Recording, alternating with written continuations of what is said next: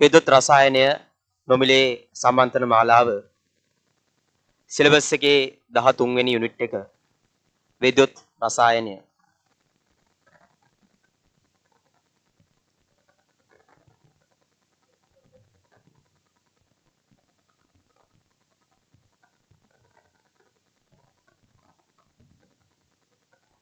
Unit එක 13 වෙනි unit එක. 2000 දැන් සමහර ළමයි අහලා තිබ්බා 27 ළමයිටත් සම්බන්ධ වෙන්න පුළුවන්ද කියලා. ඇත්තටම කියනවනම් මේකේ මේ පෙර දැනුම කතා කරොත් එහෙම රසායනික ගණනයේ පාඩමේ පොඩි දැනුමක් අවශ්‍ය වෙනවා. රසායනික ගණනයේ පාඩමේ දැනුම අවශ්‍ය වෙනවා. ඊට පස්සේ සමතුලිතතාවය පාඩමේ පොඩි දැනුමක් අවශ්‍ය වෙනවා. ඒ ටික මම ඒ අදාළ කොටසේදී 27 ළමයිට පැහැදිලි වෙන විදිහට කියලා දෙන්න. හරි. ඒතර 26 සහ 27 ළමයිට පන්තියට සම්බන්ධ වෙන්න පුළුවන්. එතකොට සම්පූර්ණයෙන්ම තියරි අපි ටියුට් එකකින් තමයි සම්පූර්ණ ලියන්න දෙන්නේ නැහැ. සම්පූර්ණයෙන් අතල් ලියන්න දෙන්නේ නැහැ. ටියුට් එකකින් තමයි කරන්නේ. ඔයාලට තියරි ටියුට් එකක් හම්බ වෙනවා. තියරි ටියුට් එකක්. පාස් පේපර් ටියුට් එකක්. ඊට පස්සේ ආදර්ශ ප්‍රශ්න පත්‍ර ටියුට් එකකුත් හම්බ වෙනවා. ওই ටියුට් තුන දැනටමත් මේ ටියුට් එක නම් අපි දීලා තියෙන්නේ. මේ ටියුට් එක ඉදිරි සතිවලදී ලබා දෙන්න. මේ ටියුට් ගන්න ඕන නම් ඔයාලා මේ ගන්න තමයි මෙන්න මේ මැසේජ් මේ WhatsApp අංකයට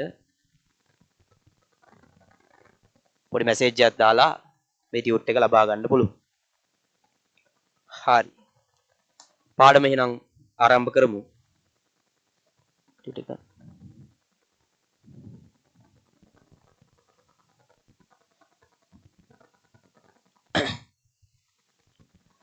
විද්‍යුත් රසායනයේ පාඩම 13 වෙනි යුනිට් එක. මේ පාඩම ඔයාලගේ විෂය නිර්දේශයේ පාඩමෙහි ප්‍රධාන කොටස් 4කට බෙදලා තමයි පාඩම උගන්වන්නේ. අංක 1 තමයි හැඳින්වීම. හැඳින්වීම කොටස කියනවා. ඊට පස්සේ අංක 2 කොටස ලෙස ඉලෙක්ට්‍රෝඩ පිළිබඳව අපි ඉගෙන ගන්නවා. ඉලෙක්ට්‍රෝඩ පිළිබඳව. අංක 3 විද්‍යුත් රසායනික කෝෂ. විද්‍යුත් රසායනික කෝෂ. රසායනික කෝෂ පිළිබඳව ඉගෙන ගන්නවා. ඊළඟට අංක 4 විද්‍යුත් විච්ඡේදනය පිළිබඳව ඉගෙන ගන්නවා. විද්‍යුත් විච්ඡේදන.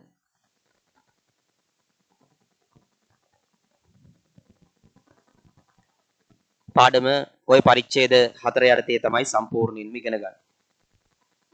අද දවසේ මේ හැඳින්වීම කොටස සහ ඉලෙක්ට්‍රෝඩ යන කොටස් දෙක අවසන් කරනවා. ඉතිරි දවස් කීපය මේ පාඩම් දෙක තමයි කරන්නේ. මේවා සාමාන්‍යයෙන් පැය දෙකක දෙකමාරක විතර ඉතා පොඩි කොටසක් තමයි හැඳින්වීම සහ ඉලෙක්ට්‍රෝඩ කොටස. හරි. එහෙනම් පාඩම ආරම්භ කරමු.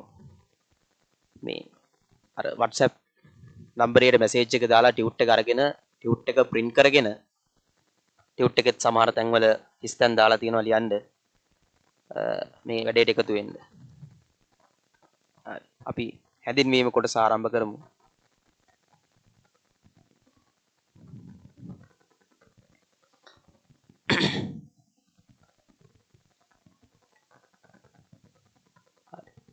දැන් ඔය මේ අප අවට ඇති ද්‍රව්‍ය ප්‍රධාන වශයෙන් පොඩි කාලේ නම් ඉගෙන ගත්ත දෙයක්. ප්‍රධාන කාණ්ඩ දෙකකට වෙන් කරන්න පුළුවන්. ඔය අප අවට ඇති ද්‍රව්‍ය. එකක් තමයි චූටි කාලේ නම් ඉගෙන ගන්න දෙයක්. විද්‍යුත් සන්නයනය සිදු කළ හැකි ද්‍රව්‍ය. විද්‍යුත් සන්නයනය සිදු කළ හැකි ද්‍රව්‍ය.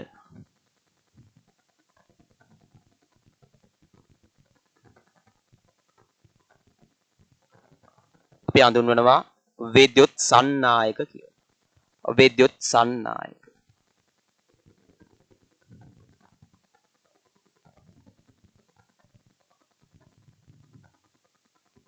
විද්‍යුත් ධාරාව ගමන් කළ හැකි ද්‍රව්‍ය විද්‍යුත් සන්නායක. ඊට පස්සේ තව එකක් තියෙනවා විද්‍යුත් ඊළඟ ආකාරය තමයි විද්‍යුතය සන්නයනය සිදු කළ නොහැකි ද්‍රව්‍ය. විද්‍යුතය සන්නයනය සිදු කළ නොහැකි ද්‍රව්‍ය සිදු කළ නොහැකි ද්‍රව්‍ය.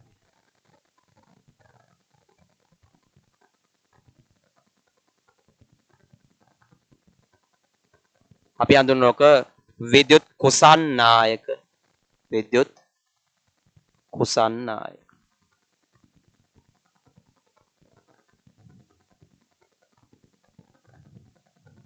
කියලා හඳුන්වනවා.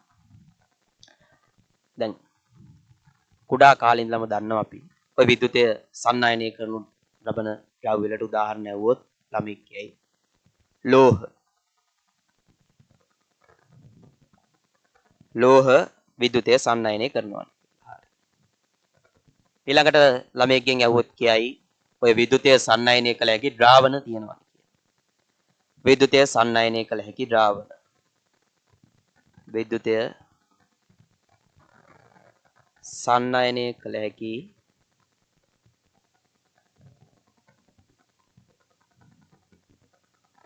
ද්‍රාවණ. ඔය වගේ මේ විද්‍යුත් ධාරාවක් ගමන් කළ හැකි ද්‍රව්‍ය විද්‍යුත් සන්නයනය කළ හැකි ද්‍රව්‍ය වගේ ආකාර පවතින. ඔය විද්‍යුත් සන්නයනය කළ හැකි ද්‍රාවණ වලට අපි කියනවා විද්‍යුත් විච්ඡේදක කියලා.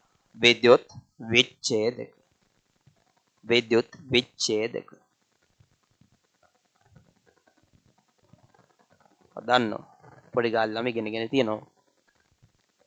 ඊට පස්සේ ඔය මේ විද්‍යුත් සන්නයනය සිදු කළ නොහැකි ද්‍රව්‍ය වලට උදාහරණ ගත්තොත් එහෙම කිව්වා කිව්වා ප්ලාස්ටික් වර්ග. ප්ලාස්ටික් වර්ග. ඊට පස්සේ ඔය මේ ලී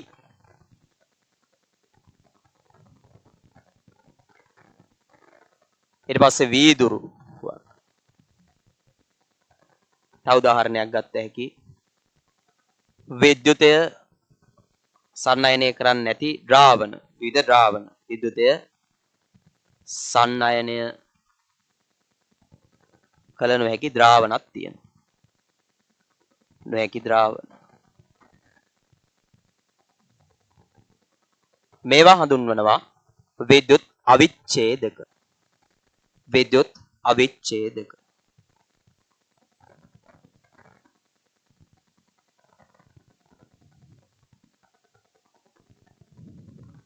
ඔන්න ඔය විදිහට අපට ඇති ද්‍රව්‍ය විද්‍යුත් සන්නයනය කළ හැකි ද්‍රව්‍ය සහ විද්‍යුත් සන්නයනය සිදු කළ නොහැකි ද්‍රව්‍ය ලෙස ප්‍රධාන කොටස් දෙකකට බෙදලා තවත් ඒවට උදාහරණ සැපයුව හැකියි. ඔය මේ පාඩම සම්පූර්ණයෙන්ම දිව යන්නේ ඔය මේ විද්‍යුත් විච්ඡේදක සහ ඔය ලෝහ සම්බන්ධව තමයි විද්‍යුත් සන්නයනය සිදු කළ නොහැකි ද්‍රව්‍ය ගැන මේ පාඩමේ අධ්‍යයනයක් සිදු කරන්නේ. එතකොට ඔය මේ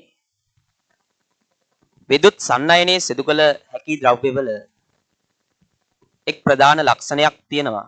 ඒ තමයි එක්ක සචල ඉලෙක්ට්‍රෝන පවතින. සචල ඉලෙක්ට්‍රෝන පවතින.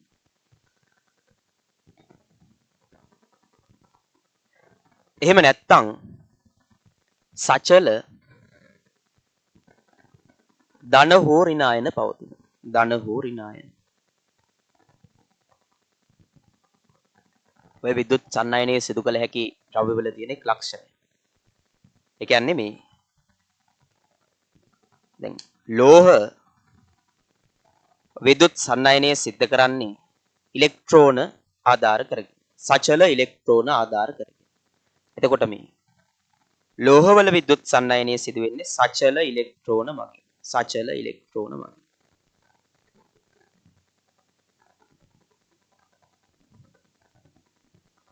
එතන විද්‍යුත් සන්නයනය කියන්නේ ඔය මේ ආරෝපණ වල ගලා යෑමක් තමයි විද්‍යුත් සන්නයනයක් ලෙස හඳුන්වන්නේ. දැන් ලෝහයකින් විද්‍යුත් ධාරාව ගමන් කරන්නේ මේ සචල ඉලෙක්ට්‍රෝන මගින්. ලෝහයක් කතා කරොත් එහෙම ඔය ලෝහයක් සාමාන්‍යයෙන් පරමාණු වලින් සමන්විත වෙනවා. ඔය ලෝහයේ තියෙන පරමාණු බාහිර ශක්ති මට්ටමේ ඉලෙක්ට්‍රෝන ලෝහයේ තියෙන පරමාණු බාහිර ශක්ති මට්ටමේ ඉලෙක්ට්‍රෝන පිටතට නිදහස් කරනවා. පිටතට නිදහස් කරන නිසා ලෝහය තුල ඉලෙක්ට්‍රෝන ජලාශයක් නිර්මාණය වෙනවා.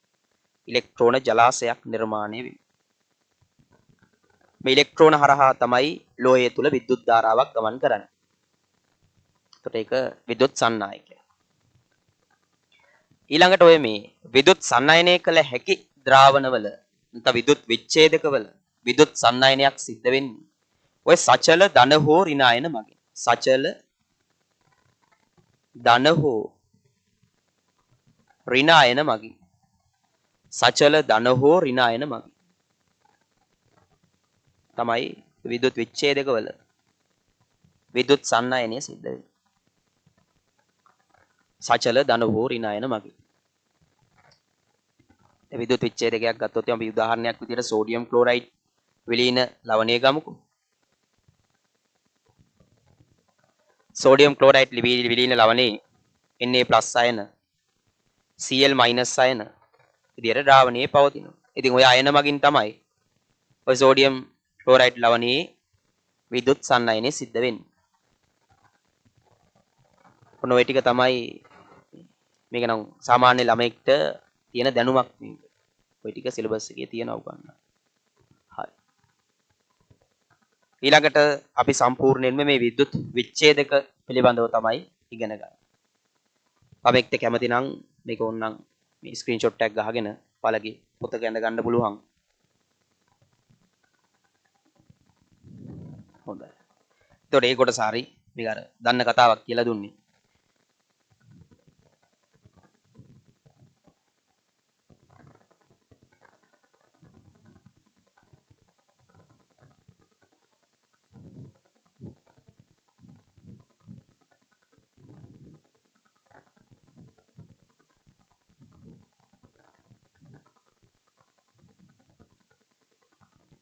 ඊළඟට අපි ඉගෙන ගන්න ඕනේ මේ විද්‍යුත් විච්ඡේදක සම්බන්ධව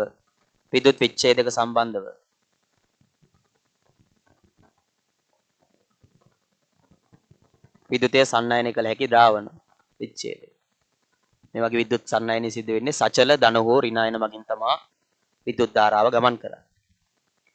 එතකොට විද්‍යුත් විච්ඡේදක ඕලෙවල් පන්ති වලදී ඉගෙන ගන්නවා ප්‍රධාන කාණ්ඩ දෙකකට බෙදුව හැකි.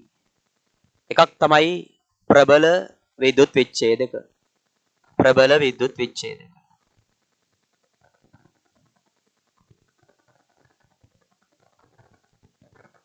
ප්‍රබල විද්‍යුත් විච්ඡේදක.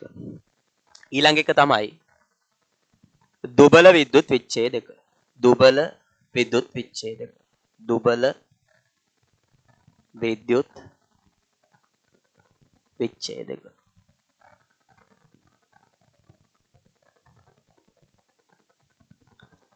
මේ ප්‍රබල විද්‍යුත් විච්ඡේදක සැලකුවොත් එහෙම මේ ප්‍රබල විද්‍යුත් විච්ඡේදකයක් කියන්නේ ද්‍රාවණයකදී සම්පූර්ණයෙන්ම අයන බවට විඝටනය වන ද්‍රව්‍ය. ද්‍රාවණයකදී සම්පූර්ණයෙන් අයන බවට විඝටනය වන ද්‍රව්‍ය. උදාහරණ වශයෙන් ওই ප්‍රබල අම්ල.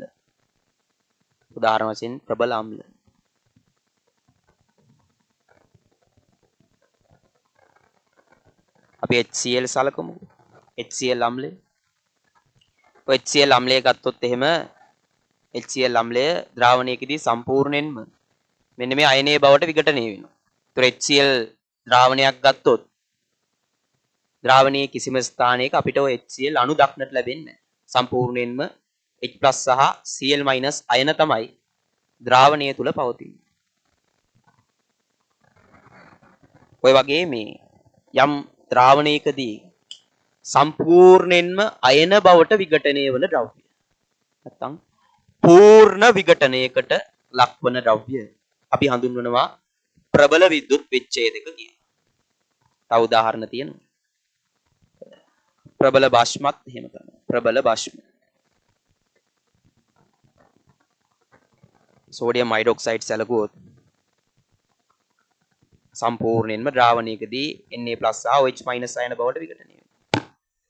ඊළඟට ඔය අයනික සංයෝග ඔය NaCl KNA3 වැනි අයනික සංයෝගත් එහෙම තමයි. අයනික සංයෝග සම්පූර්ණයෙන්ම ද්‍රාවණයකදී ඒ අයනික සංයෝගය නෑ, සම්පූර්ණයෙන්ම අයන තමයි ද්‍රාවණයේ දක්නට ලැබෙන්නේ. අයන බවට කැඩෙනවා. දැන් ප්‍රබල විද්‍යුත් විච්ඡේදයක් කියන්නේ ද්‍රාවණයකදී පූර්ණ වයිනීකරණයට වන ද්‍රව්‍ය. ඒ අනුව අපිට දුබල විද්‍යුත් විච්ඡේදකයක් කියන එක නිර්වචනය කර හැකියි. ද්‍රාවණයකදී භාගිකව අයනීකරණයට ලක්වන ද්‍රව්‍ය. භාගික.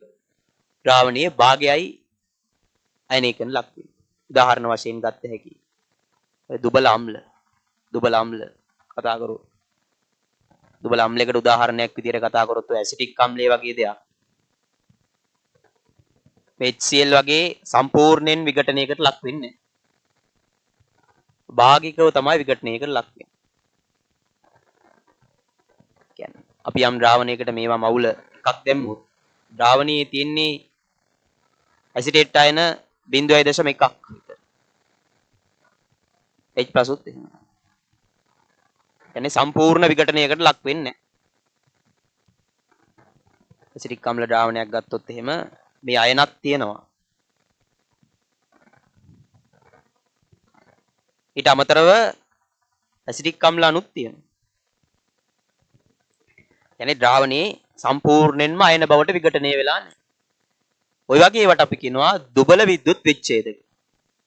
දුබල විද්‍යුත් විච්ඡේදක. තව උදාහරණ විදිහට ඔය දුබල අම්ල ගන්න පුළුවන්. දුබල අම්ල. දුබල අම්ල. දුබල අම්ලත් ඔය උදාහරණයට තමයි අයත් වෙන්නේ. දුබල අම්ල. හරි. ඔය සාමාන්‍යයෙන් O level කාලේ තියෙන දැනුම. ඔක මේකේ සිලබස් එකේ උගන්වන්න තියෙනවා මුලින්. ටියුට් එක ගන්නු. ටියුට් එක බලා ගන්න. පළවෙනියෙන් දීලා තියෙනවා විද්‍යුත් රසායනයේ යනු විද්‍යුතයේ නිපදවන රසායනික ප්‍රතික්‍රියා ආශ්‍රිත රසායනික ශක්තිය සහ විද්‍යුත් ශක්තිය අන්‍යෝන්‍ය ලෙස හෝමාරු වීම පිළිබඳ අධ්‍යයනය. මේ ඒකකයේ මූලික උපේකක හතරක් යටතේ අධ්‍යයනය කරනු ලැබේ කියලා මුලින් කතා කරපු ඒකක හතර දීලා තියෙනවා. එතකොට අපි මේ හැඳින්වීම කොටස තමයි ඉගෙන ගන්න. හැඳින්වීමේ ආරම්භයේ දීලා තියෙනවා. ඇතම් ද්‍රව්‍ය ද්‍රාවණ අවස්ථාවේදී හෝ විලීන අවස්ථාවේදී විද්‍යුතය සන්නයනය කරයි. මේවා විද්‍යුත් විච්ඡේදක ලෙස හඳුන්වයි. විද්‍යුත් විච්ඡේදක ප්‍රධාන කොටස් දෙකයි. ප්‍රබල විද්‍යුත් විච්ඡේදක සහ දුබල විද්‍යුත් විච්ඡේදක. ඔය ප්‍රබල විද්‍යුත් විච්ඡේදක යටතේ දීලා තියෙනවා ද්‍රාවණයකදී පූර්ණව අයනීකරණය වන ප්‍රබල අම්ල, ප්‍රබල භස්ම සහ අයනික සංයෝග ප්‍රබල විද්‍යුත් විච්ඡේදක ලෙස හැඳින්වෙනවා කියනවා. ඒතර ඔය දුබල විද්‍යුත් විච්ඡේදක යටතට දුබල අම්ල සහ දුබල භස්ම අයත් වෙනවා. දුබල අම්ල සහ දුබල භස්ම. ඊළඟ තියෙනවා ද්‍රාවණයකදී භාගිකව අයනීකරණයට ලක්වන ද්‍රව්‍ය. භාගිකව අයනීකරණයට ලක්වන ද්‍රව්‍ය.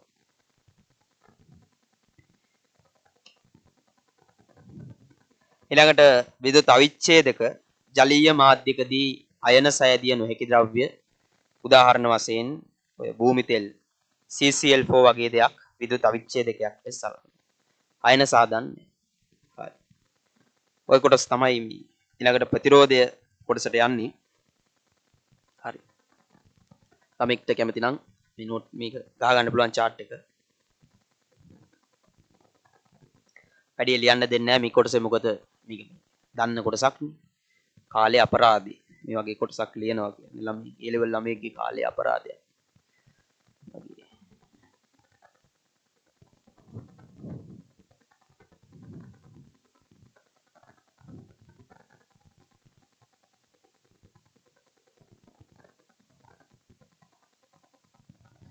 ලේසි පාඩමක්. සාමාන්‍යයෙන් ළමයි අතර මේ ලේසි කියලා සම්මත පාඩමක් තමයි විද්‍යුත් රසායනයේ පාඩම. හරියට ඉගෙන ගන්න තියරිත් එක්ක. හරි. ඊළඟට ප්‍රතිරෝධය කොටස තමයි ඉගෙන ගන්න. ප්‍රතිරෝධය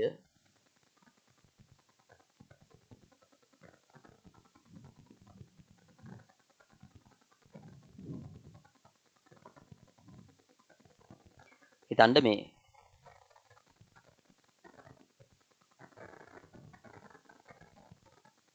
NaCl විලීන ද්‍රාවණයක් තියෙනවා කියලා. කියන්නේ NaCl ඝනය අරගෙන රත් කරලා ද්‍රව බවට පත් කරලා. ඔය විලීන ද්‍රාවණය තුල සම්පූර්ණයෙන් තියෙන Na+ අයන සහ Cl- අයන. Na+ අයන සහ Cl- අයන. හිතන්නකෝ මේකේ මේ ධනාරෝපිත තහඩුවක් සහ ඍණාරෝපිත තහඩුවක් ගිල්ලලා තියෙනවා කියලා. ධනාරෝපිත තහඩුවක් සහ ඍණාරෝපිත තහඩුවක් ගිල්ලලා තියෙනවා. දැන් මොකද වෙන්නේ? ඔය Na+ ධනාරෝපිත අයන ඍණ තහඩුව දෙසට යනවා. Cl- වගේ ඍණාරෝපිත අයන ධන තහඩුව දෙසට ගමන් කරනවා. දැන් ඔය මේ ද්‍රාවණය තුලින් මේ Na+ සහ Cl- අයන ගමන් කිරීමේදී මේ අයන වලට ගමන් කරන්න දෙන්නේ නැතුව ප්‍රතිරෝධයක් ද්‍රාවණයේ මගින් ඇති කරනවා. ප්‍රතිරෝධය. අනේකට තමයි මේ ගමන් කිරීමට ඇති කරන බාධාවක්. අනේ බාධාවට තමයි අපි කියන්නේ ප්‍රතිරෝධය යන වචනය. මේ අයන ගමන් කරන්න බාධාවක් ඇති කරනවා. ප්‍රතිරෝධය කියලා හඳුන්වනවා. හිතන්න මේ තහඩු දෙක අතර කොටස සලකමු.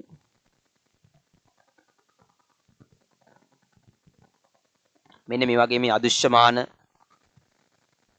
ඝනකාභය සලකන්න. මේකේ දිග L කියලා ගමුකෝ. අපි මේකේ දිග L මේ තහඩුවක වර්ගඵලයේ කියලා හිතා. තහඩුවක වර්ගඵලයේ ඔය අදෘශ්‍යමාන ඝනකේ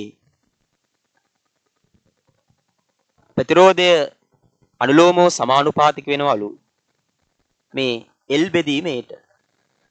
බෙදීමේට කියලා හොයාගෙන තියෙනවා. මට ඕන ඔකට නියතයක් දාලා හුවැකි R සමානයි ρ L බෙදීම A කියලා. ධාරා විද්‍යුතය පාඩමේ ෆිසික්ස් වල ධාරා විද්‍යුතය පාඩමේ සම්පූර්ණ ඉගෙන ගන්න කොටසක් මේක. මේ රෝට අපි කියනවා ප්‍රතිරෝධකතාවය.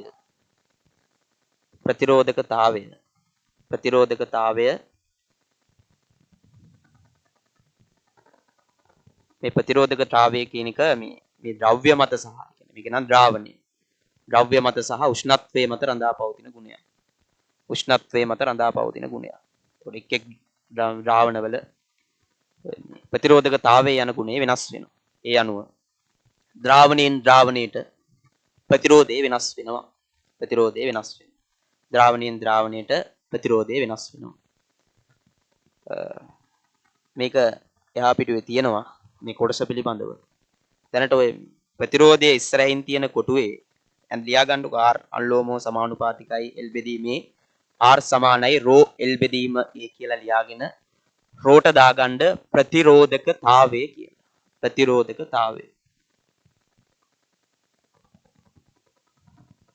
ප්‍රතිරෝධකතාවය කියලා දාගන්න. ප්‍රතිරෝධකතාවය. R වල ඒකකයේ ඕම් ඕල් කාලිගෙන කියන ඕම්. ඔයාට දාලා තියෙන ඕම් කියලා. ඒකකයේ එතන හිස්තැන පුරව ගන්න. ඒකකයේ කියන එතන ඕම් දාගන්න. හරි. ප්‍රතිරෝධය ඉගෙන ගත්තා. ඊළඟට තියෙන්නේ ඔය සන්නයනතාවය.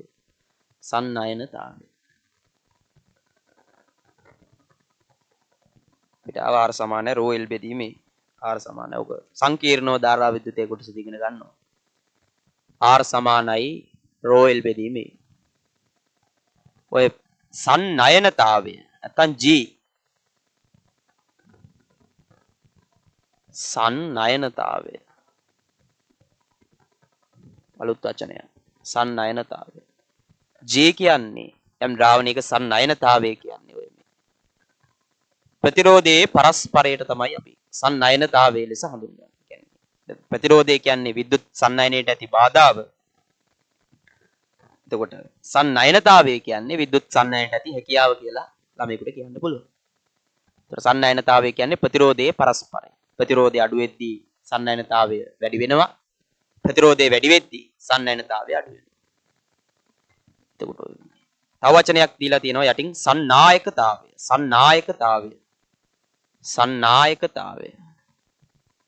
සන්නායකතාවය කියන්නේ ඔය මේ ප්‍රතිරෝධකතාවයේ පරස්පරයට තමයි K කියලා හඳුන්වනවා. ප්‍රතිරෝධකතාවයේ පරස්පරයට තමයි සන්නායකතාවය ලෙස හඳුන්වන්නේ. ඒතර ඕනනම් මට සන්නයනතාවය ලිව්ව හැකි මෙහෙම. මේක ලිව්ව හැකිනේ එක බෙදීම ρ L A කියලා. ලිව්ව හැකි ඕනනම් මේකම ලිව්ව හැකි K A බෙදීම L කියලා. සන්නයනතාවය සඳහා මට ලිව්ව හැකි K A බෙදීම L කියලා. මොක තමයි ඔයාලගේ නෝට් එකේ දීලා තියෙන්නේ. සන්නයනතාවය කියන තැන කොටුවේ ලියා ගන්න මේ එක බෙදීම R කියලා. එක බෙදීම R ලියා ගන්න කොටුවේ. ඒකත් හරි. සන්නයනතාවය. ඔන්න එතන ඒ කොටුවෙන් මේකත් දාගන්න. එක බෙදීම රෝ A බෙදීම L K A බෙදීම L කියලා. යට K උගෙන ගන්න ඕනේ අපි. ඒක දාගන්න.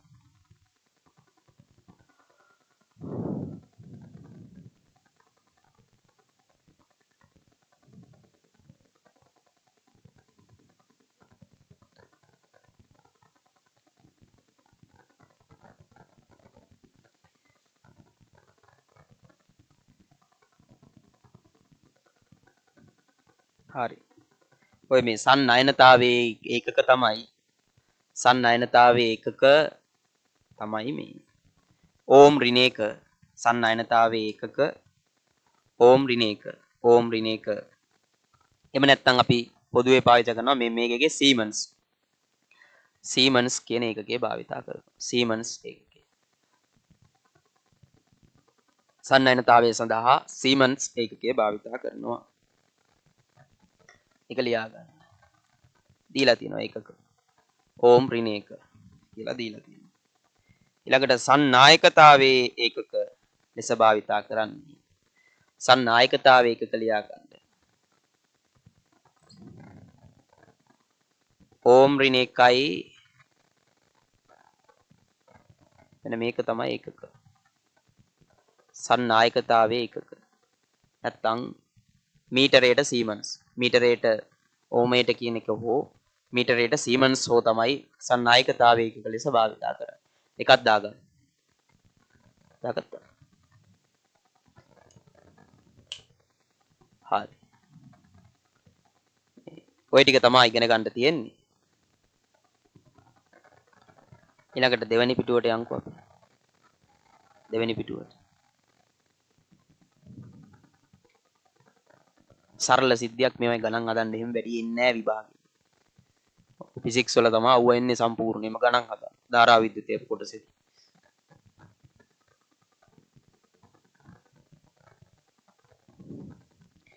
විද්‍යුත් සන්නයනයේ සිදුවේ කිය ආකාර සචල ඉලෙක්ට්‍රෝන මගින් හෝ සචල අයන මගින්. දැන් ලෝහයක නම් විද්‍යුත් සන්නයනයේ සිද්ධ වෙන්නේ සචල ඉලෙක්ට්‍රෝන මගින්. ඉලෙක්ට්‍රෝන මගින් තමයි විද්‍යුත් ධාරාව ගමන් කරන්නේ. දැන් ඔය ද්‍රාවණයක නැත්නම් විද්‍යුත් විච්ඡේදයක නම් සම්පූර්ණයෙන්ම ධන හෝ ඍණ අයන මගින් තමයි විද්‍යුත් ධාරාවක් ගමන් කිරීම සිද්ධ වෙන්නේ. සචල ඉලෙක්ට්‍රෝන තියෙන ඒනට ඒ වගේ ප්‍රධාන වශයෙන් විද්‍යුත් ධාරාව සන්නයනය වෙන්නේ ධන හෝ ඍණ අයන මගින්. ඉලෙක්ට්‍රෝන මගින් විද්‍යුත් සන්නයනයට වඩා ප්‍රධාන වශයෙන්ම ධන හෝ ඍණ අයන මගින් තමයි සන්නයනය වෙන්නේ. හරිද? හරි. ඊළඟට දීලා තියෙනවා අමතර කතාවක් විද්‍යුත් විච්ඡේද ද්‍රාවණයක සන්නායකතාවය සහ ප්‍රතිරෝධකතාවය මැනීම කියන කොටස. ඒක පොඩ්ඩක් බලා ගන්න ඕනේ. කොහොමද යම් ද්‍රාවණයක සන්නායකතාවය සහ ප්‍රතිරෝධකතාවය මයින්නේ කියලා. ඒක චුට්ටක් ඉගෙන ගන්න ඕනේ. දැන් ඔයාලට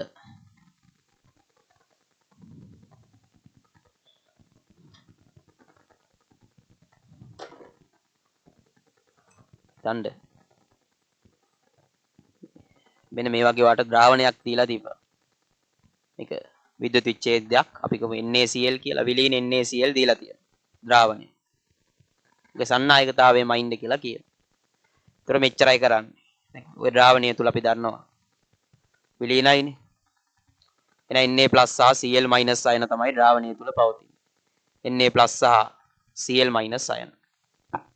අපි කරන්නේ මේ වගේ ධන ආරෝපිත තහඩුවක් සහ ඍණ ආරෝපිත තහඩුවක් මේකේ ගිල්ලනවා.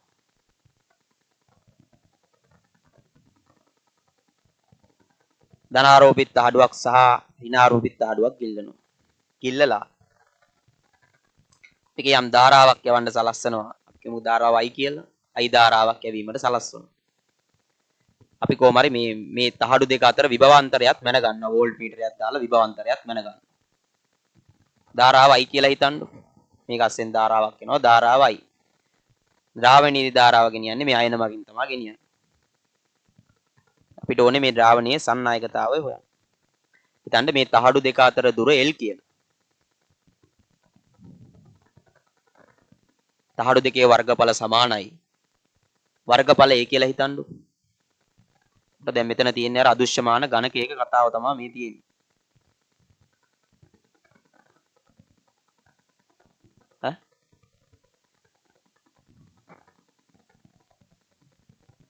ඔය වගේ ඝනකයක් තමයි තියෙන්නේ.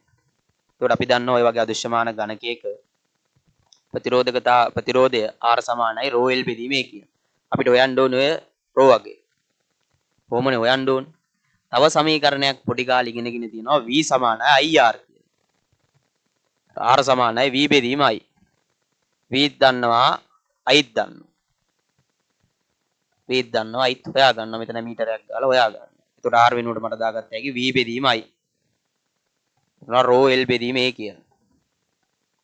ඔන්න ඕකෙන් මට රෝ හදාගත්ත හැකි රෝ සමානයි V A බෙදීම IL කියලා. රෝ වගේ හොයාගත්ත හැකි V A බෙදීම IL කියලා. ඉතින් K කියන්නේ එක බෙදීම රෝනේ. K සමානයි එක බෙදීම රෝ. ඒ අනුව K සඳහා අගයක් එනවා මට IL බෙදීම VA කියලා. K සඳහා අගයක් එනවා IL බෙදීම VA කියලා. ඔය විදිහට දැන් I දන්නවා එලුත් දන්නවා වීත් දන්නවා ඒත් දන්නවා මේ ද්‍රාවණයේ සන්නායකතාවය සහ ප්‍රතිරෝධකතාවය හෙව්වේ. ඔය සන්නායකතාවය මේ එක මේ සමහර තැන්වලදී අපිට ප්‍රයෝජනවත් වෙනවා. මම නෝට් එකේ දීලා තියෙනවා. හරි. දැන් උතන ඔය මේ චුටි කොටුවක් දීලා තියෙන්නේ. පින්තූරයක් එක්ක කොටුවක්. ඔය පින්තූරේ අදෘශ්‍යමාන ඝනකේ නම් ඇඳලා තියෙන්නේ.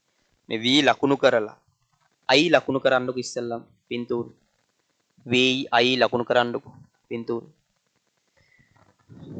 V සහ I ලකුණු කරන්නකො. ඊට පස්සේ එහා කොටුවේ ලියා ගන්න V සමානයි IR කිය. කොටුව ඇතුලේ ලියා ගන්න. ඊට පස්සේ ලියා ගන්න R සමානයි V බෙදීම I කිය. ඊට පස්සේ ρ සමානයි මේ R සමානයි ρ L බෙදීම A. ඊට පස්සේ මේක ලියලා අර ටික ලියලා මේක ලියවා K සමාන එක බෙදීම රෝ ලියවා K සමාන IL බෙදීම VL ලියවා. ඒ ටික ලියා ගන්න.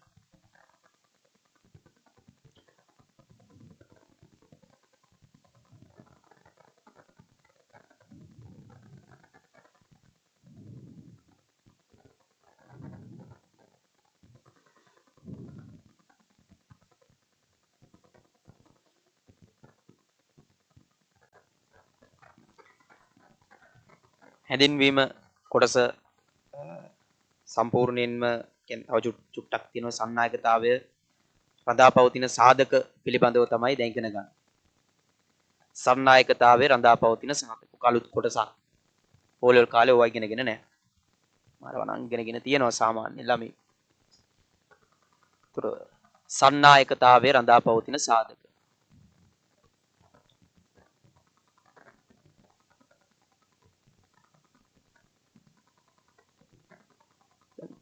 ප්‍රතිරෝධකතාවය හෝ ප්‍රතිරෝධය කියන්නේ විද්‍යුත් සන්නායනයට ඇති බාධා. සන්නායකතාවය කියන්නේ ඒකේ පරස්පරය. කියන්නේ විද්‍යුත් සන්නායනයට ඇති හැකියාව කියලා කිව්වේ. එතකොට දැන් ඔය විද්‍යුත් විච්ඡේදකයක් තුලින් විද්‍යුත් සන්නායනයක් සිද්ධ වෙන්නේ අයන මගින්. ධන හෝ ඍණ අයන මගින්. ධන හෝ ඍණ අයන මගින්. ධන හෝ ඍණ අයන මගින් තමයි ඔය විද්‍යුත් විච්ඡේදකයක් තුලින් විද්‍යුත් සන්නායනයක් සිද්ධ වෙන්නේ. ඒකද සන්නායකතාවයට බලපාන ප්‍රධාන කාරණා දෙකක් අපිට ඕකෙන් අඳුනාගත්තේ. එකක් තමයි ඔය දැන් විද්‍යුත් සන්නායනයක් සිද්ධ වෙන්නේ අයන මගින්. ඒ අයනවල ගමන් කිරීම තමයි සන්නායකතාවය ලෙස හඳුන්වන්නේ. සන්නායකතාවය වෙනස් කරන්න පුළුවන් කාරණා දෙකකට එකක් තමයි අපිට පුළුවන් ওই අයනවල ප්‍රමාණය නැත්නම් අයන සාන්ද්‍රණය වෙනස් කරලා ඒකක පරිමාවක තියෙන අයන සාන්ද්‍රණය ඒකක පරිමාවක තියෙන අයන ප්‍රමාණය සාන්ද්‍රණය වෙනස් කරලා සන්නායකතාවය වෙනස් කරන්න පුළුවන් එකක්. මොකද සාන්ද්‍රණය වැඩි කරොත් අයන ප්‍රමාණය වැඩි වෙනවා. එතකොට විද්‍යුත් සන්නායනය වැඩි වෙනවා. එතකොට සන්නායකතාවය වැඩි වෙනවා. ඊළඟ එක තමයි ඔය අයනවල වේගය වැඩි කරලත් අපිට පුළුවන්. අයනවල චලනය වන වේගය. චලනය වන වේගය වැඩි කරලත් පුළුවන් සන්නායකතාවය වෙනස් කරලා. වේගය වෙනස් කරලා. වේගය වැඩි කරොත් මොකද වෙන්නේ?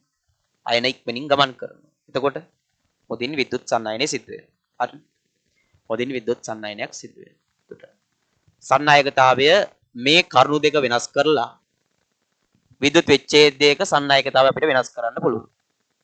කාරණාව තේරුණාද? එතකොට දැන් සාන්ද්‍රණය වැඩි කරද්දී ඒකක පරිමාවක තියෙන අයන ප්‍රමාණය ඉහළ යනවා. විද්‍යුත් සන්නායනය සිද්ධ වෙන්නේ අයන මගින්. ඒ අනුව සන්නායකතාවය ඉහළ යනවා. අයන චලනය වීම නිසා තමයි විද්‍යුත් සන්නායනයක් සිද්ධ වෙන්නේ. අයනවල වේගය වැඩි කරොත් වේගෙන් විද්‍යුත් සන්නායනයක් සිද්ධ වෙනවා. අන්න ඒ අවස්ථාවේදී සන්නායකතාවය ඉහළ යනවා. දැන් අපි කතා කරන්නේ ওই බාහිර සාධක උෂ්ණත්වය ගැන කතා කරොත් උෂ්ණත්වය ළමයි දන්නවා උෂ්ණත්වය ඉහළ දැමෙද්දී ඔය අයනවල චාලක ශක්තිය ඉහළ යනවා. අයනවල චාලක ශක්තිය ඉහළ යනවා. අයනවල චාලක ශක්තිය ඉහළ යනවා. ඒ අනුව යම් අයනයක වේගය ඉහළ යාමක් සිද්ධ වෙනවා. උෂ්ණත්වය ඉහළ දාද්දී අයනවල චාලක ශක්තිය ඉහළ යනවා. ඒ අනුව අයනවල වේගය ඉහළ යනවා. ඒ අනුව සන්නායකතාවය වැඩි වෙනවා. ඔක තමයි දීලා තියෙන්නේ මේ උෂ්ණත්වය වැඩි කරන විට අයනවල සංචරණ වේගය වැඩි වේ. එබැවින් දෙන ලද සාන්ද්‍රණයකදී ද්‍රාවණයක සන්නායකතාවය වැඩි වෙනවා. ඔය කතාව මෙහිමයි. දැන් සන්නායකතාවය අපිට ක්‍රම තුනකට වැඩි කර හැකියි. එකක් තමයි ඔය අයනවල සාන්ද්‍රණය වැඩි කරලා සන්නායකතාවය වැඩි කර හැකියි. ඊළඟ මොකද්ද? ඊළඟ අයනවල වේගය වැඩි කරලා සන්නායකතාවය වැඩි කර හැකියි. අනිත් ක්‍රමය මොකද්ද? ඔය දෙකම වැඩි කරලා සන්නායකතාවය වැඩි කර හැකියි. කො වෙනස් කරේ. දැන් මේකේදී උෂ්ණත්වය වැඩි කරද්දී අයනවල වේගය ඉහළ යාම නිසා සන්නායකතාවය වැඩි වෙනවා. ඒක තමයි නෝට් එකේ දීලා තියෙන්නේ. ඔය විවිධ සාන්ද්‍රණ ඇති ද්‍රාවණවල උෂ්ණත්වයේ සමග සන්නායකතාව විචලනය වගුවක් විදියට දීලා තියෙනවා.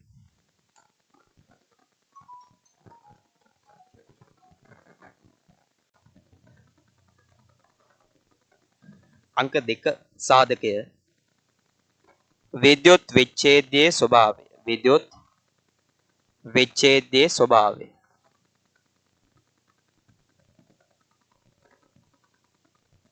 මේක මෙහෙමයි.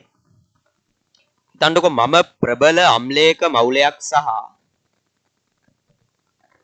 උදාහරණ වශයෙන් HCl. HCl මවුල එකක් සහ ඔය දුබල අම්ලයක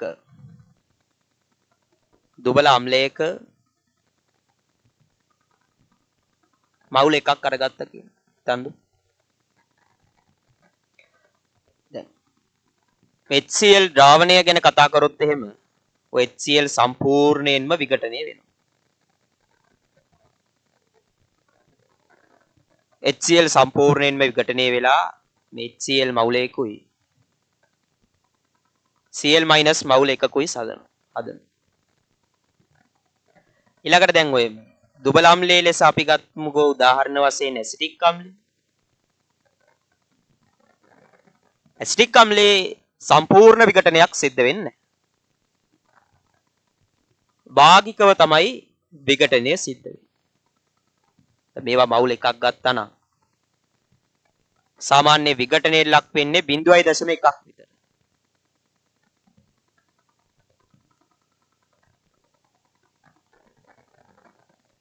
එකම දුබල අම්ල ප්‍රමාණය සහ ප්‍රබල අම්ල ප්‍රමාණය තමයි ගත්තේ. නමුත් ද්‍රාවණයේ තියෙන අයන සාන්ද්‍රණ වෙනස්.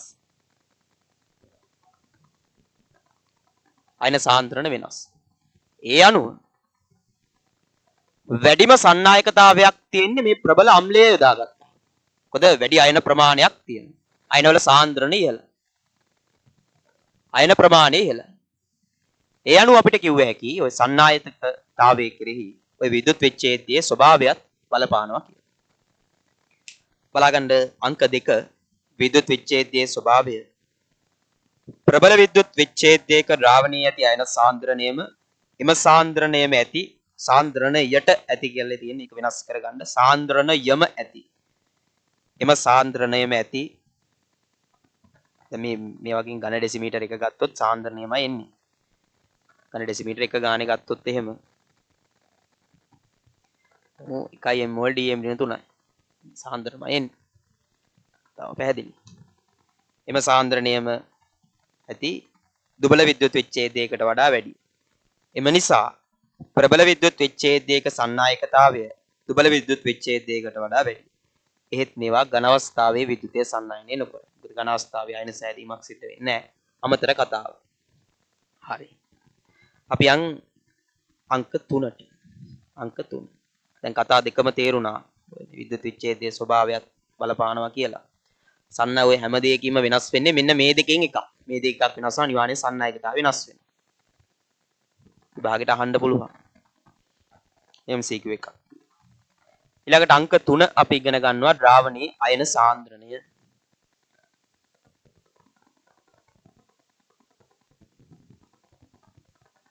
දැන් ඔය අයන සාන්ද්‍රණය උඩ කතාවේ තියෙන අයන සාන්ද්‍රණය වැඩි කරද්දී කොමත් සන්නායකතාවය ඉහළ යනවා.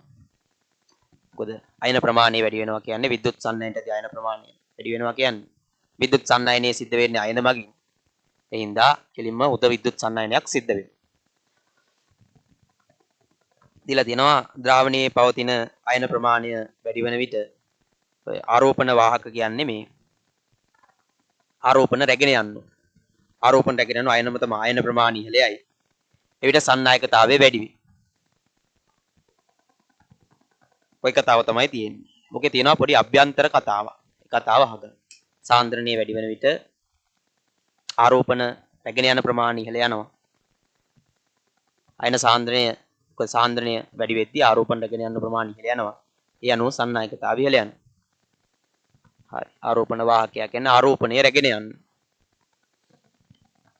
ඔය මේ සන්නායකතාවය සහ අයන සාන්ද්‍රණය අතර හැංගිච්ච පොඩි සම්බන්ධතාවයක් තියෙනවා. ඒක බලා ගන්න.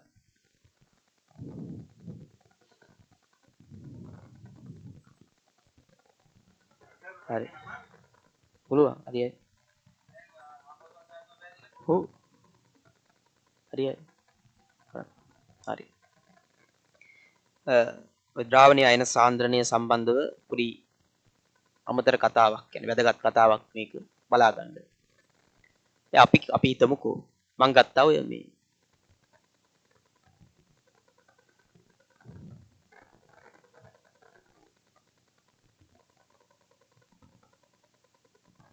KCl ද්‍රාවණය.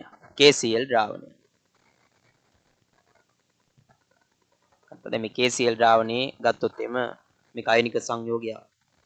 අයනික සංයෝගය සම්පූර්ණයෙන්ම ද්‍රාවණයේ අයන බවට විඝටනය වෙලා තමයි තියෙන්නේ.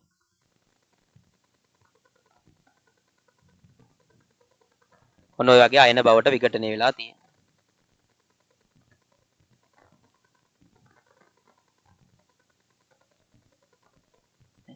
මම කරන්නේ අර මුලින් අපි ප්‍රැක්ටිකල් එකේදී වගේ ඔය KCl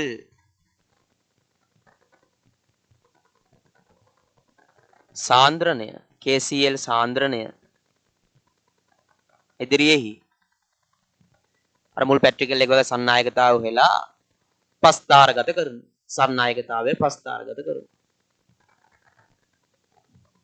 හිතන්නකෝ ආරම්භයේදී 0.1ක් අපි සාන්ද්‍රණය mol dm තුලින්ම ඉන්නේ. හිතන්නකෝ මේක මයික්‍රෝ සීමන්ස් වලින් වගේ මැන්නා කියලා. මයික්‍රෝ සීමන්ස් සෙන්ටිමීටරයට වගේ ඒකකයකින් තමයි සන්නායකතාවය මගින්. අපිට සන්නායකතාවයේ සාගයක් කියනවා. එතකොට මේ මෙහෙම තමයි අගේ 0.1 දී 10ක් වගේ. ඊට පස්සේ 0.2ට වගේ යද්දී 20ක් වගේ. අය වැඩි කරද්දී 30ක් වගේ. පොඩි සාන්ද්‍රවල අනුලෝම වැඩි වෙනවා. ඊට පස්සේ මේ 0.4ක් වගේ ඉද්දි ඕම් මෙතන 10යි මෙතන 20යි මෙතන 30ට වගේ වැඩි වුණා. 0.4ක් වෙද්දි නිකන් 38ට වගේ තමයි 38 වගේ වෙනවා. අර කලින් තරම් වැඩි වෙන්නේ නැහැ.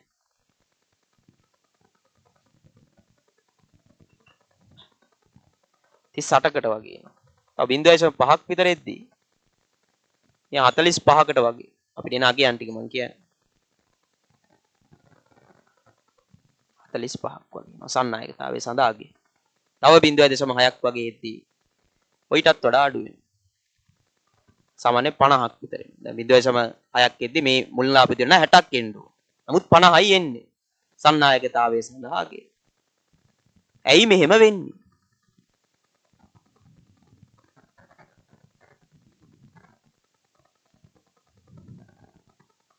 ඇයි මෙහෙම ප්‍රස්ථාරයක් හම්බෙන්නේ?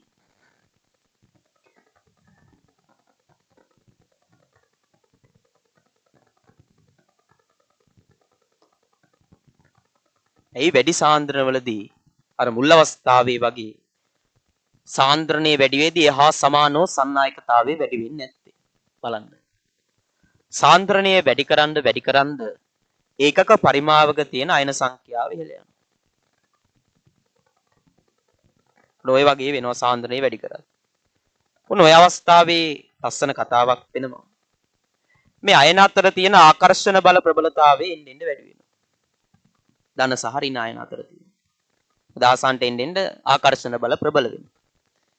ඔය ආකර්ෂණ බල ප්‍රබල වීම නිසා අයනවලට අර මුල් අවස්ථාවේ වගේ ගමන් කිරීමට ඇති හැකියාව අඩු වෙනවා. කියන්නේ අයනවල වේගය සාන්ද්‍රණයේ වැඩිවීමත් එක්ක අඩුවීමක් සිද්ධ වෙනවා මේ අන්තර් අනුක ආකර්ෂණ බල ඇතිවීම නිසා. ඒ කතාව හින්දා අර අඩු සාන්ද්‍රණවලදී සන්නායකතාව වැඩිවීමට වඩා වැඩි සාන්ද්‍රණවලදී සන්නායකතාව වැඩිවීම අඩුයි. කියන්නේ එන්න සන්නායකතාව වැඩිවීම එන්න අඩු වෙනවා. ඒක තමයි කතාව. ඒක තමයි නෝට් එකේ දීලා තියෙන්නේ ඔය මේ ද්‍රාවණයේ පවතින අයන සාන්ද්‍රණය වැඩි වෙන විට ආරෝපණ වාහක ප්‍රමාණය ඉහළ යනවා. මුල් කතාව. එවිට සන්නායකතාව වැඩි වේ. නමුත් ඉහළ සාන්ද්‍රණවලදී සන්නායකතාවයේ සාන්ද්‍රණයට අනුලෝම වූ සමානුපාතික නොවේ. සාන්ද්‍රණය බොහෝ වැඩි වූ විට සන්නායකතාවයේ අඩුවීමට පටන් ගනී. ඒට හේතුව ද්‍රාවණයේ පවතින අයන සාන්ද්‍රණයේ වැඩිවත්ම ධන හා ඍණ අයන අතර පවතින ආකර්ෂණ බල ක්‍රමයෙන් ඉහළ යාම නිසා අයනවල සංචරණ වේගය අඩු වීමයි. හරි. ඔය ඉඩ තියෙන තැනක මේ ප්‍රස්ථාරය ඇඳගන්න.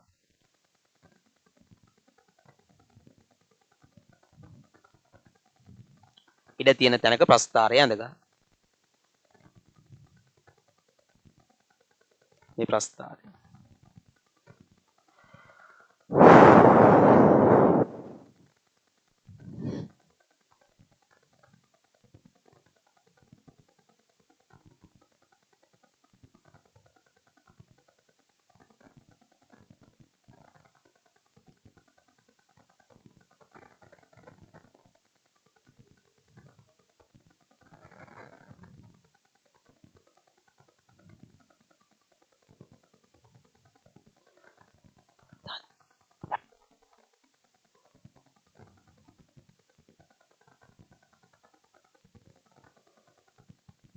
හරි.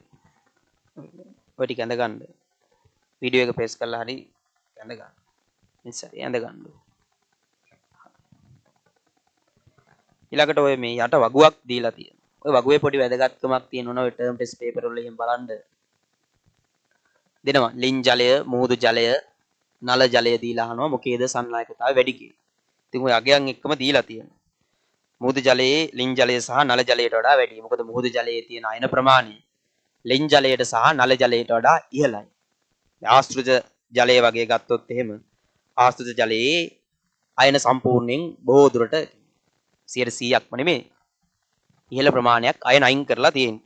ඒ හින්දා ආශ්‍රිත ජලයේ සන්නායකතාවය අනිත් ලින් ජලය, නල ජලය, මුහුදු ජලයට වඩා අඩුයි. ඕක පොඩ්ඩක් ඔළුවේ තියාගන්න. ඔය MCQ එකකට වගේ ඔක එන්න පුළුවන්. බල රිසෝස් බුක් එකේ දීලා තියෙනවා. හරි. ඊළඟට තුන්වෙනි පිටුව පෙරලා ගන්න. තුන්වෙනි පිටුව පෙරලා ගන්න.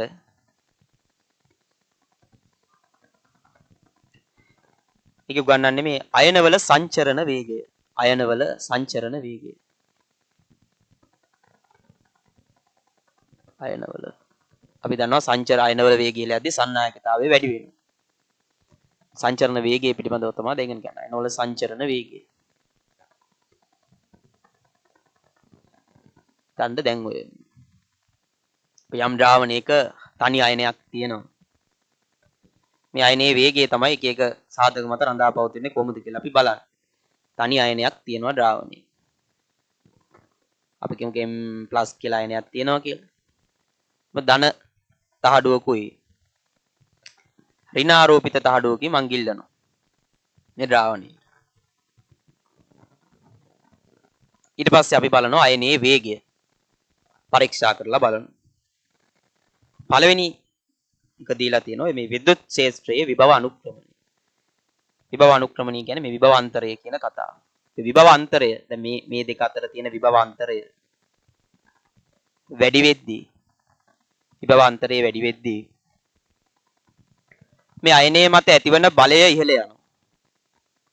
ෆිසික්ස් වල විද්‍යුත් ශාස්ත්‍ර පාඩමේ මේක සංකීර්ණව ඉගෙන ගන්නවා. දැන් මතක තියාගන්න අයනයේ මත ඇතිවන බලය ඉහළ යනවා. ඒ අනුව අයනයේ වේගය ඉහළ යනවා. අංක 2 අයනයේ ආරෝපණය. අයනයේ ආරෝපණය වැඩි වෙද්දිත් ඔය කතාව තමයි යමු කරක. විභව අනුක්‍රමණය වැඩි වන විට විභව අනුක්‍රමණය වැඩි වෙද්දී අයනයේ වේගය වැඩි වෙනවා. අයනයේ වේගය වැඩි වෙනවා. අංක 2 අයනයේ ආරෝපණය.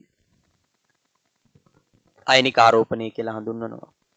අයනයේ ආරෝපණය එළයද්දිත් ඔය කතාවම තමයි. අයනයේ ආරෝපණය එළයද්දී මේ විද්‍යුත් ක්ෂේත්‍රය මගින් ඇති කරන බලය ඉහළ යනවා. ඒ අනුව අයනයේ වේගය ඉහළ යනවා. මොක ෆිසික්ස් වලදී තාමත් ගැඹුරට අධ්‍යයනය කරනවා.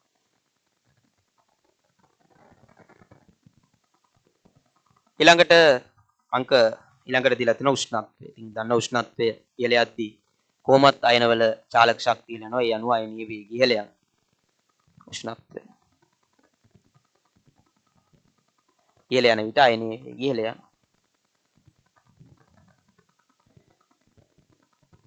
අංක 4 දීලා තියෙනවා අයනීය ප්‍රමාණය.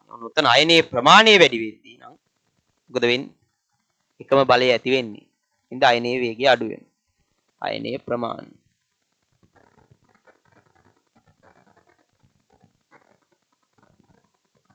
අයනයේ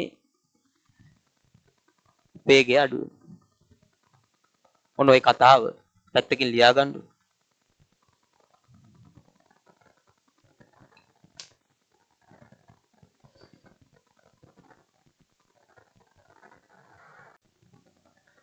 හරි.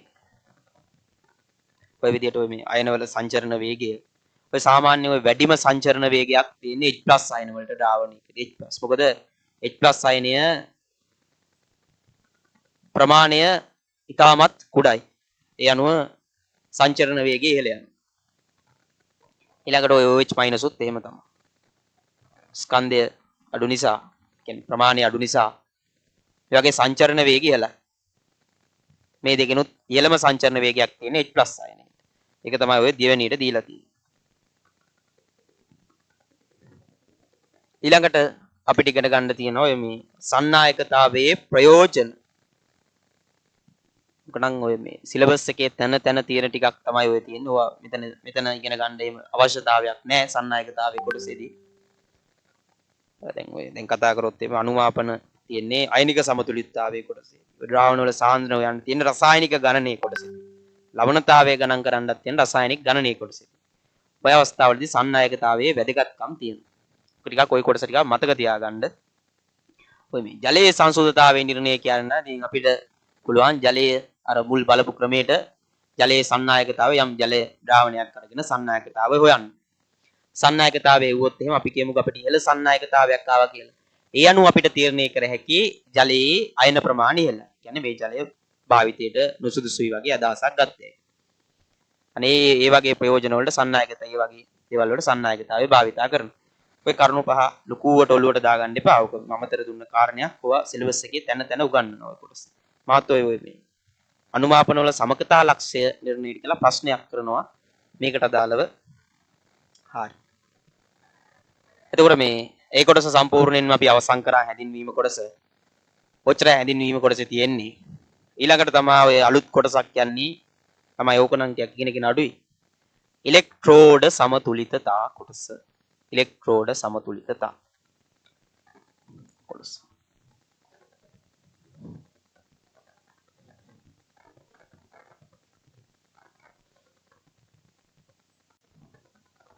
දැන් මේ පාඩමේ එක පරිච්ඡේදයක් සම්පූර්ණයෙන්ම අවසන් කරා හැඳින්වීම කොටස. එතකොට ඊළඟ වීඩියෝ එක නිර්මාණය වෙන්නේ ඉලෙක්ට්‍රෝඩ වල ආරම්භයත් එක්ක තමයි ඊළඟ වීඩියෝ එක නිර්මාණය වෙන්නේ. එතකොට මේ කියන්න දේවල් ටිකක් තියෙනවා. දැන් මේ පාඩම සම්පූර්ණයෙන්ම අවසන් වෙන්නේ තියරි ටිකයි පාස් පේපර් ටිකයි ආදර්ශ ප්‍රශ්න ටිකයි සම්පූර්ණයෙන්ම ඉවර කරපුවා. තමයි පාඩම සම්පූර්ණයෙන් අවසන් වෙන්නේ. එතකොට මේ සම්පූර්ණයෙන්ම දැන් පාඩමේ 50%ක් ආවරණය වෙනවා තියරි ටික කරොත්. පාස් පේපර් කරොත් තව 40%ක් ආවරණය වෙනවා. ඊටු 10% තමයි මේ මොඩල් ක්වෙස්චන් නැත්නම් ආදර්ශ ප්‍රශ්න වලින් ආවරණය වෙන්නේ. එතකොට මේ සම්පූර්ණයෙන් ඇදින්වීම කොටස ඉවරයි. දැන් ඊළඟ කොටසේදී අපි ඉලෙක්ට්‍රෝඩ සම්බන්ධව සම්පූර්ණයෙන් ඉලෙක්ට්‍රෝඩ කොටස අවසන් කරමු. එහෙනම් මේ වීඩියෝ එක අවසන් කරනවා. ආයිබෝවන්.